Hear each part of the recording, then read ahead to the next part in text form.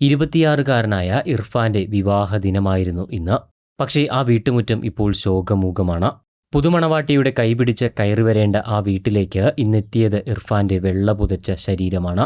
വിവാഹം കൂടാനായി എത്തേണ്ടിയിരുന്ന നാട്ടുകാരും ബന്ധുക്കളുമെല്ലാം എത്തിയതാകട്ടെ ഇർഫാന്റെ മരണം കൂടാനും. സഹിക്കാനാകാത്ത ഒരു വാർത്ത. ജീവിത സഖിയായി ഇന്ന് കൂടേണ്ടിയിരുന്ന ആ പെൺകുട്ടിക്ക് എങ്ങനെയാണ് ഈ നഷ്ടം സഹിക്കാൻ കഴിയുക?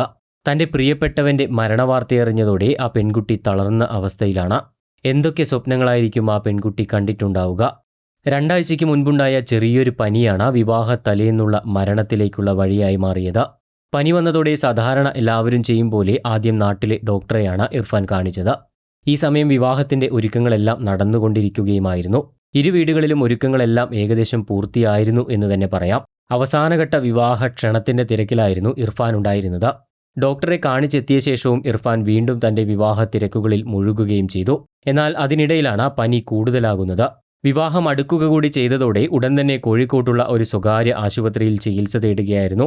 ആശുപത്രി കിടക്കയിൽ കിടക്കുമ്പോഴും ആളുകളെ ഫോൺ വഴി വിളിക്കാനും ഒരുക്കങ്ങൾ നടത്താനുമൊക്കെ ഇർഫാൻ മുൻപന്തിയിൽ തന്നെയുണ്ടായിരുന്നു.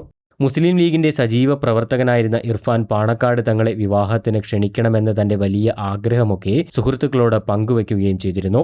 എന്നാൽ ദിവസങ്ങൾക്കുള്ളിൽ തന്നെ ആ പനി ന്യൂമോണിയയായി മാറുകയായിരുന്നു.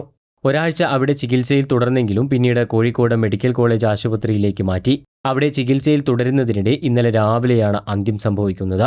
വിവാഹമാകുമ്പോഴേക്കും അസുഖമെല്ലാം മാറി സാധാരണ നിലയിലേക്ക് എത്തുമെന്ന് തന്നെയായിരുന്നു എല്ലാവരും കരുതിയിരുന്നത്. അതുകൊണ്ട് തന്നെ ഇരു വീടുകളിലും അവസാനഘട്ട ഒരുക്കങ്ങൾ നടന്നുകൊണ്ടിരിക്കുകയുമായിരുന്നു. തന്റെ വിവാഹകർമ്മത്തിൽ പങ്കെടുക്കാൻ പാണക്കാട് മുനവ്വർ അലി ശിഹാബ് തങ്ങളെ ക്ഷണിച്ച് കാത്തിരിക്കുകയായിരുന്നു ഇർഫാൻ. പക്ഷേ ഇർഫാന്റെ ഭൗതിക ശരീരത്തിൽ പ്രാർത്ഥന നടത്താനാണ് ശിഹാബ് തങ്ങൾക്ക് അവിടേക്ക് എത്താൻ സാധിച്ചത്. നാട്ടുകാരുടെയും ഉറ്റവരുടെയും കുടുംബാംഗങ്ങളുടെയും അടക്കം വൻ ജനാവലിയുടെ സാന്നിധ്യത്തിലാണ് തലേക്കര ജുമാ മസ്ജിദിൽ ഇർഫാന്റെ ഖബറടക്കം നടന്നത്.